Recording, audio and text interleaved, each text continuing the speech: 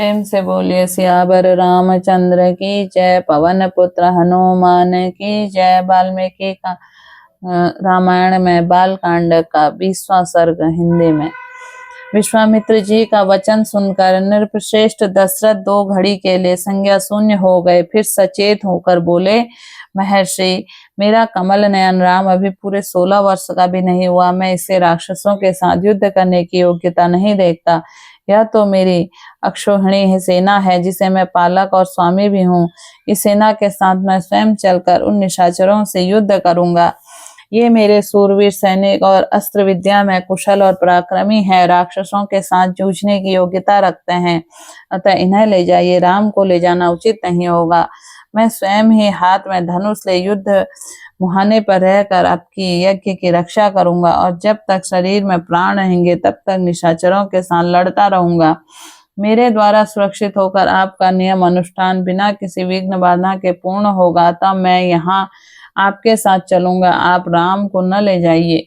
मेरा राम अभी बालक है, इसे अभी तक युद्ध की विद्या नहीं सीखी है। यह दूसरे के बलाबल को नहीं जानता, न तो अस्त्र बल संपन्न है और न युद्ध की कला में निपुण है। अतः यह राक्षसों से युद्ध करने योग्य नहीं है, क्योंकि राक्षस माया और छल कपट से युद्ध करते हैं। इसके सिवा राम से वियोग हो जाने पर मैं 2 घड़ी भी जीवित नहीं रह सकता। मुनि श्रेष्ठ, इसलिए आप मेरे राम को न ले जाइए। अथवा ब्राह्मण, यदि आप अपनी इच्छा से राम को ले जाते हैं तो चतुरंगिणी सेना के साथ मैं भी चलता हूँ, मेरे साथ ले चलिए।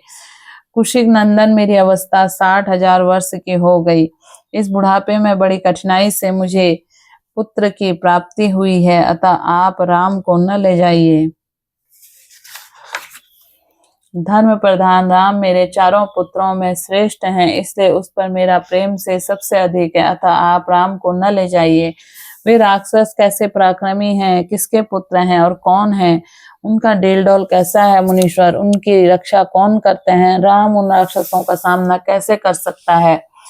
ब्राह्मण, अरे मेरे सैनिक या स्वयं मुझे ही उन मायाबोधी राक्षसों से प्रतिकार कैसे करना चाहिए। भगवान, ये सारी बातें आप मुझे बताइए। उन दुष्टों के साथ में युद्ध में मुझे कैसे खड़ा होना चाहिए, क्योंकि राक्षस बड़े बलभिमानी होते हैं। राजा दशरथ के इस बात को सुनकर विश्वामित्र जी बोले, महाराज, रावण नाम से प्रसिद्ध एक राक्षस है जो महर्षि पुलत्स्य के कुल में उत्पन्न हुआ है।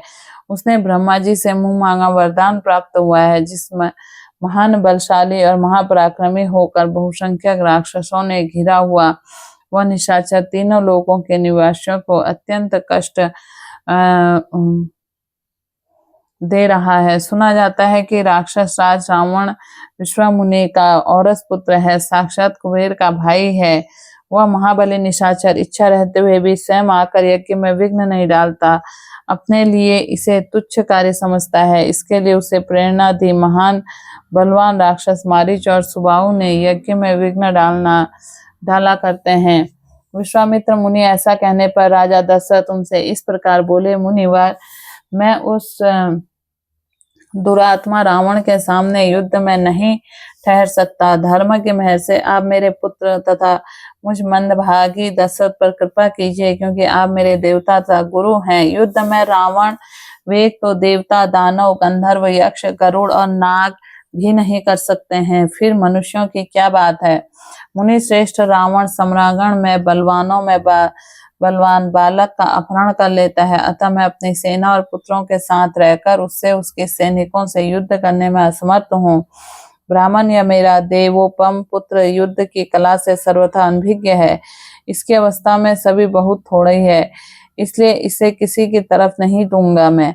मारीच और सुबाहु प्रसिद्ध दैत्य सुंद और उपसुंद के पुत्र हैं। वे दोनों युद्ध में यमराज के समान हैं।